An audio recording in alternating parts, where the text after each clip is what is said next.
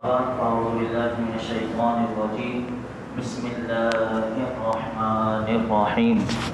قل آمنا بالله وما أنزل علينا وما أنزل على إبراهيم وإسماعيل وإسحاق ويعقوب والأسباط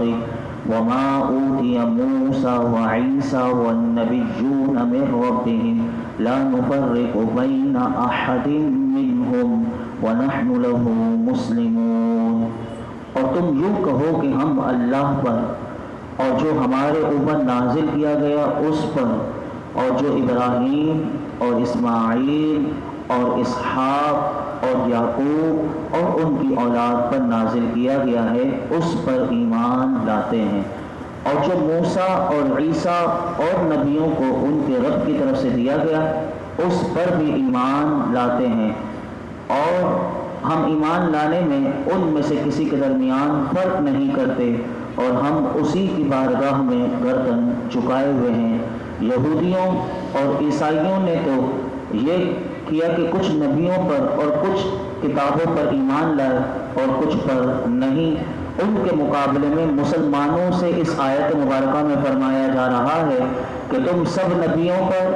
سب کتابوں پر ایمان لاؤ، خواہ وہ ابراہیمی صحیفے ہوں یا حضرت موسیٰ و عیسیٰ علیہم السلام کی کتابیں ہوں یا دیگر انبیاء علیہم السلام کے صحیفے ہوں، ہمیں سب کو ماننے کا حکم ہے۔ لیکن یہاں پر ایک بات وہ قابل غور ہے،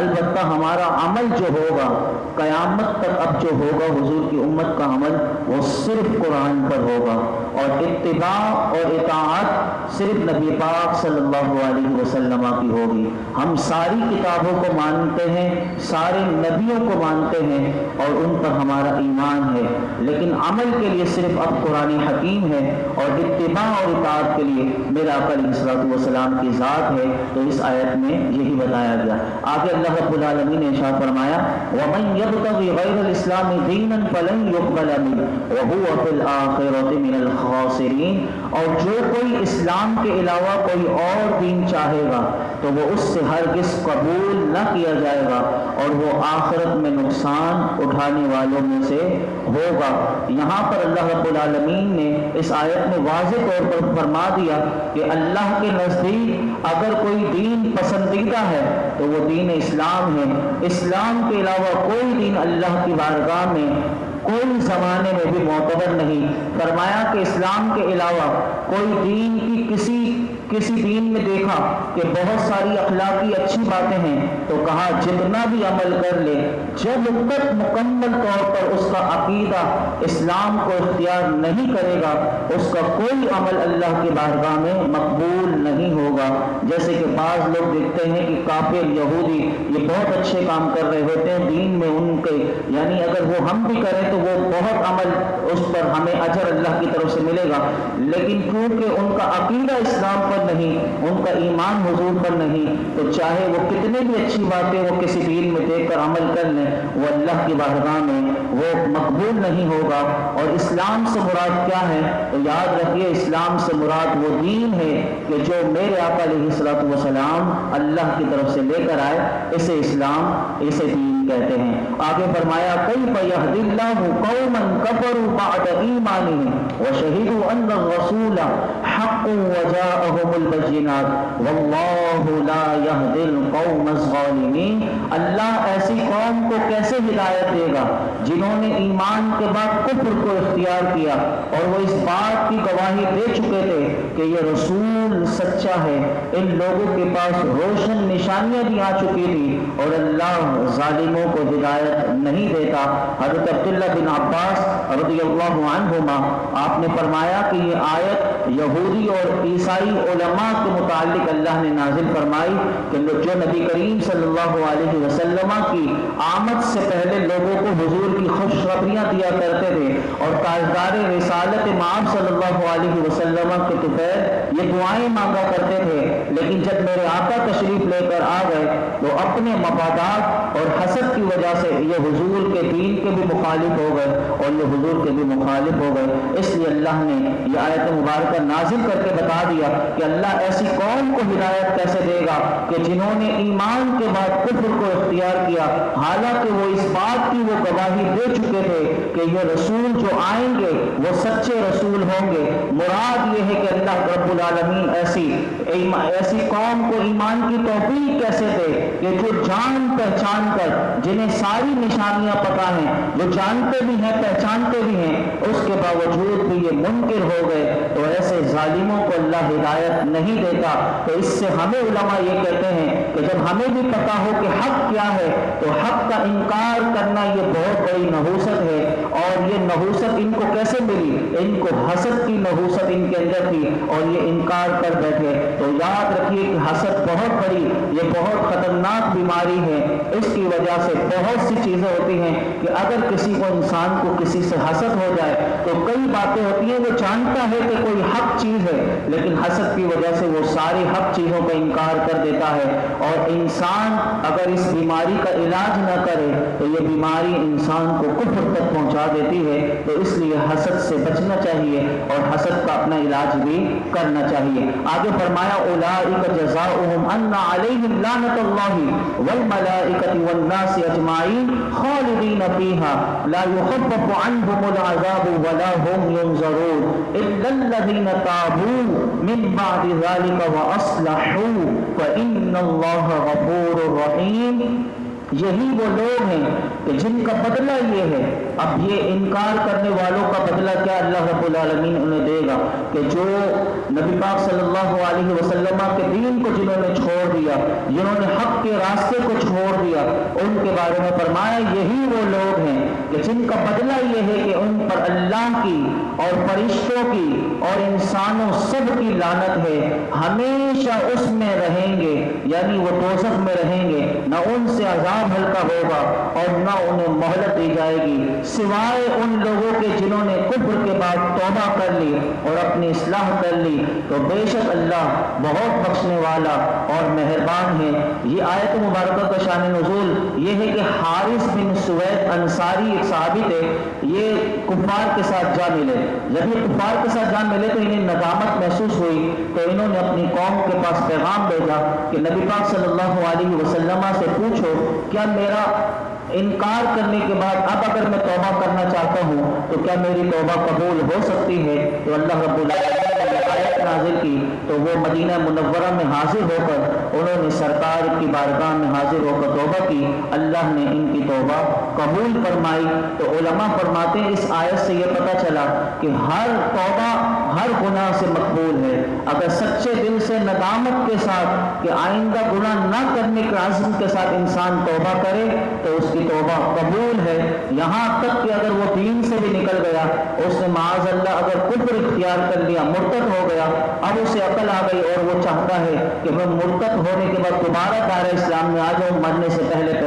تو اگر وہ سچے دل سے توبہ کرتا ہے تو فرمایا کہ ارتداد سے بھی توبہ اگر کرے گا تو وہ بھی اس کی توبہ قبول ہے۔ اس کی دلیل یہ آیت مبارکہ ہے۔ آگے سنیے دو آیتیں اس پارے کے اختتام کی اور یہ پارہ مکمل ہوگا۔ اللہ رب العالمین نے ارشاد فرمایا ان الذین کفروا بعد ایمانہم ثم ازدادوا کفرا لن تقبل توبتہم واولئک هم الضالون۔ بے شک وہ لوگ جو ایمان لانے کے بعد کافر ہو گئے پھر کفر میں اور بڑھ گئے تو ان کی توبہ ہرگز قبول نہ کی جائے گی، یہی لوگ گمراہ ہیں۔ یہ آیت ان یہودیوں کے بارے میں نازل ہوئی کہ جنہوں نے حضرت موسیٰ علیہ السلام پر ایمان لائے اور حضرت عیسیٰ علیہ السلام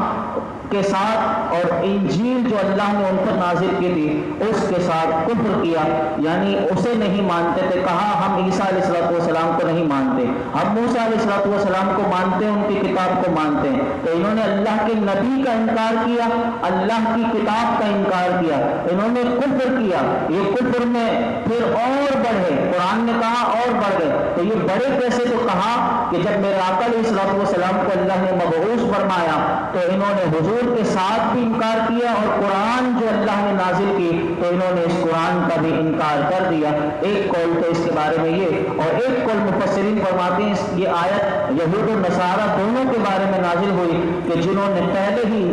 توریت میں اور انجیل میں وہ ساری نشانیاں دیکھی ہوئی تھی، لیکن جب میرے آقا کی وہ مبعوث ہوئے، آپ نے اعلان نبوت فرمایا، تو ان لوگوں نے سارا انکار کر دیا اور یہ کفر میں اور شدید ہو گئے۔ تو یہ ان لوگوں کے بارے میں اللہ رب العالمین نے فرمایا کہ ایسے لوگوں کی توبہ ہرگز قبول نہیں ہوگی، یہ گمراہ لوگ ہیں۔ یہاں پر ایک بات علماء نے ہمارے لیے لکھی، یہ ایمان اور کفر میں شدت کی کیفیت میں کے اعتبار سے کمی اور زیادتی ہوتی رہتی ہے۔ کیسے؟ قرآن کریم میں بکثرت ایمان کے حوالے سے ایسی آیات آپ کو ملیں گی، آپ سنیں گے بھی کہ جس میں ان چیزوں سے اضافہ ہو جاتا ہے، اور ایسی آیات بھی قرآن میں ملیں گی کہ بندہ اگر گناہ کرے، کفر کرے، تو اس کے کفر میں بھی اضافہ ہوتا چلا جاتا ہے۔ تو علماء فرماتے ہیں یہ آیت اس معنی میں ہے کہ کسی کا ایمان قوی اور زیادہ مضبوط ہوتا ہے جبکہ کسی کا ایمان کمزور ہوتا ہے،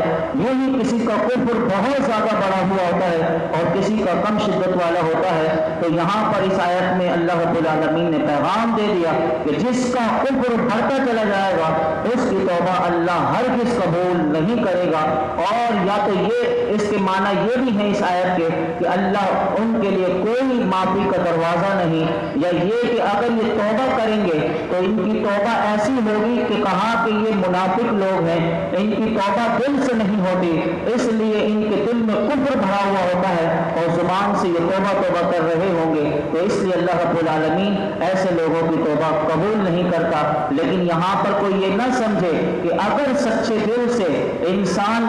رجوع اللہ کر لے تو پھر اللہ اس کی توبہ آج بھی اس کی قبول کرے گا۔ لیکن ایسے لوگ منافق ہوں جو زبان سے توبہ کریں اور عمل وہی کرتے رہیں۔ ہم بھی اپنا جائزہ لیں کہ ہم بھی توبہ کرتے ہیں، کہیں ہمارے اندر بھی تو ایسی منافق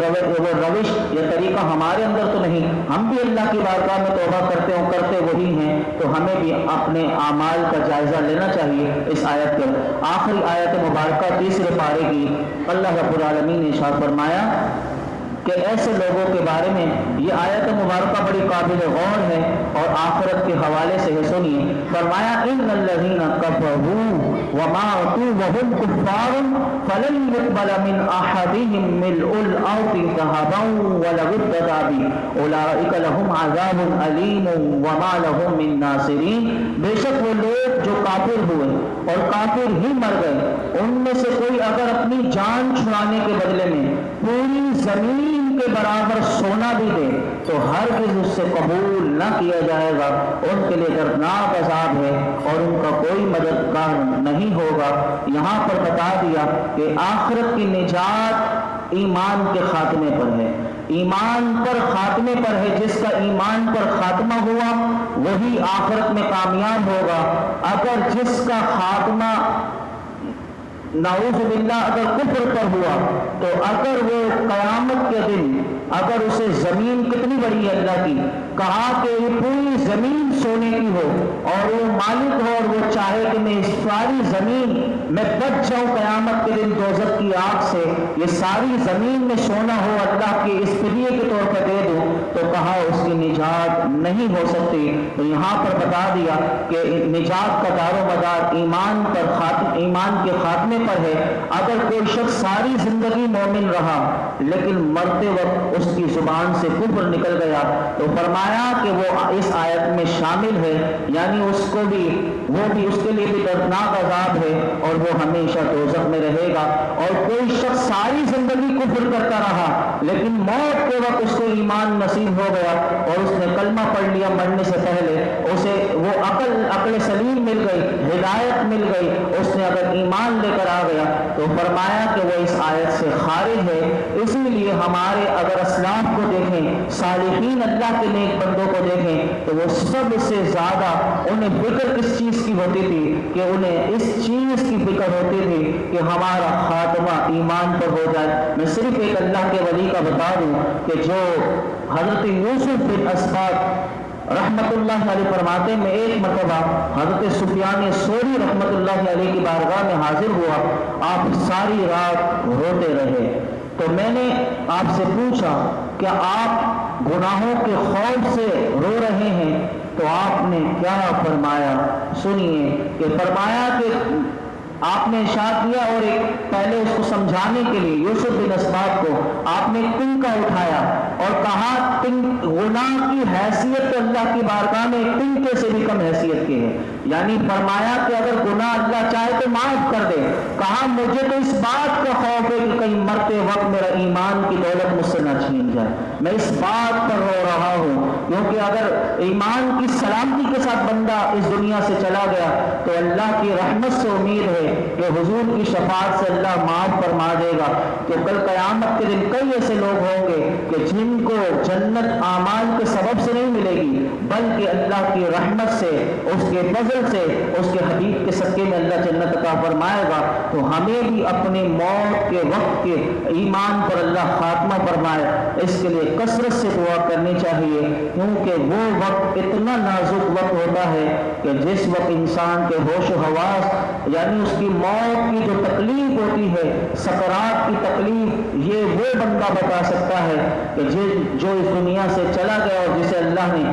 ایسے بے شمار واقعات ہیں کہ جن کے اللہ رب العالمین نے جنہوں نے خواب میں آ کر بتا دیا کہ موت کی تکلیف کے جھٹکے کتنے خطرناک ہوتے ہیں۔ اللہ رب العالمین ہم سب کا بھی آج کے اس درس قرآن کا صدقہ اللہ رب العالمین اپنے محبوب کے صدقے میں ہم سب کا بھی ایمان کامل پر خاتمہ فرمائے۔ الحمدللہ رب العالمین والصلاة والسلام علی سید الانبیاء والمرسلین وعلی آلہ واصحابہ اجمعین۔ یا اللہ پاک ہم تیرا شکر ادا کرتے ہیں کہ تیرے فضل سے، تیری کرم سے مولائی کریم تیسرے پارے کا سننے کا بھی ہم نے مولائی کریم سعادت ہمیں حاصل ہوئی۔ رب کریم یہ اپنی بارگاہ میں قبول مقبول فرما، مولائی کریم تینوں پاروں کو اپنی بارگاہ میں قبول فرما، مولائی کریم ہمیں استقامت کے ساتھ 27 پارے سننا بھی نصیب فرما، اور ہمیں پورے قرآن پر عمل کی توفیق نصیب فرما۔ یا اللہ ہمیں علم نافع عطا فرما، یا اللہ ہماری جہالت کو دور کر دے،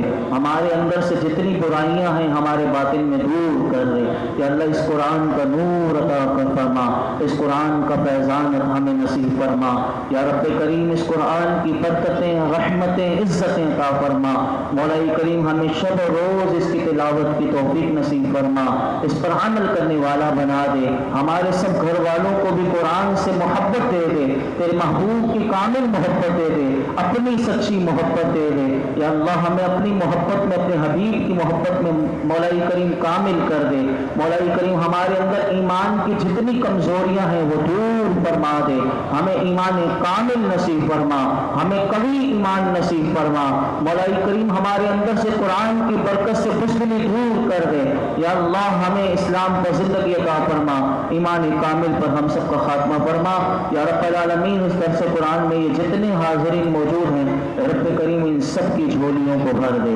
جس کی جو مراد ہو اپنے محبوب کے صدقے میں پوری فرما۔ وصلی اللہ تعالی علی خیر خلق محمد وعلی